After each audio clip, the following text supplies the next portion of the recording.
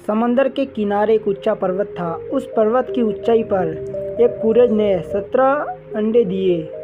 उन अंडों को कुरेज ने 17 दिन तक संभाला। उस कुरेज ने 17 दिन तक एक भी दाना भी नहीं चुगा लिया। देखते देखते 17 अंडों से 17 बच्चे निकले।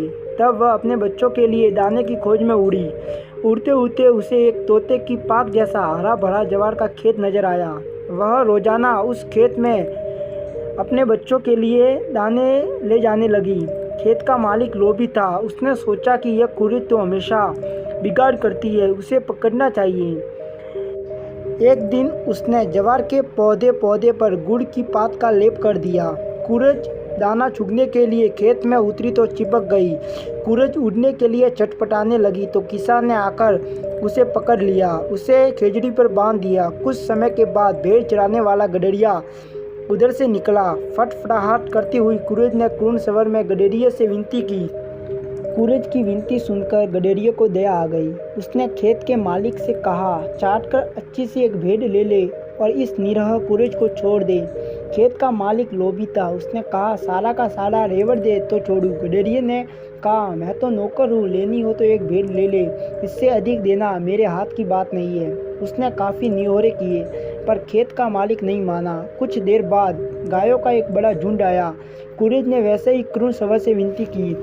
कुरेज की विनती सुनकर ग्वाले को दया आ गई। उसने खेत के मालिक से कहा, चाट कर एक अच्छी सी गाय ले ले और इस कुरेज को छोड़ दे। पर खेत का मालिक अत्यंत लोभी था। उसने कहा, सारी की सारी गाय दे तो छोड़ूं। ग्वाले ने कहा, मैं तो नौकर हूँ, इससे अधिक देना मेरे हाथ की बात नहीं, लेनी हो तो एक बढ़िया गाय ले ले। काफ़ी समय तक नियोरे किए तब भी वह नहीं माना। फिर कुछ देर बाद भैंसों का एक झुंड आया। कुरेज ने करुण स्वर में विनती की।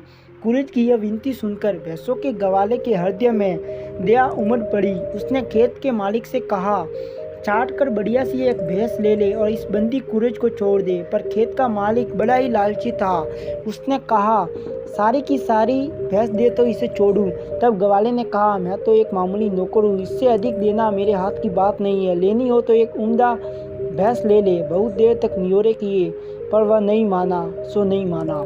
कुछ समय बाद ऊँटों का झुंड इधर से गुजरा। कुरेज ने हृदय चीर देने वाले स्वर में विनती की। कुरेज की यह विनती सुनकर गडेरिये को काफ़ी दया आ गई। उसने खेत के मालिक से कहा, चाट कर एक अच्छा सा ऊँट ले ले और इस बंदी कुरेज को छोड़ दे। पर खेत का मालिक बहुत लोभी था। उसने कहा, सारा का सारा झुंड दे तो छोड़ूं। तब गडेरिये ने कहा, मैं तो एक मामूली नौकर हूँ, इससे अधिक देना मेरे हाथ की बात नहीं, लेना हो तो एक बढ़िया ऊँट ले ले ना। कुछ देर बाद सामने के भीड़ से एक चूहा निकला। विवश कुरेज ने छटपटाते हुए उससे भी करुण स्वर से विनती की। कुरेज की यह विनती सुनकर चूहे का हृदय फट सा गया। उसकी आंखों में आंसू चल चला आए।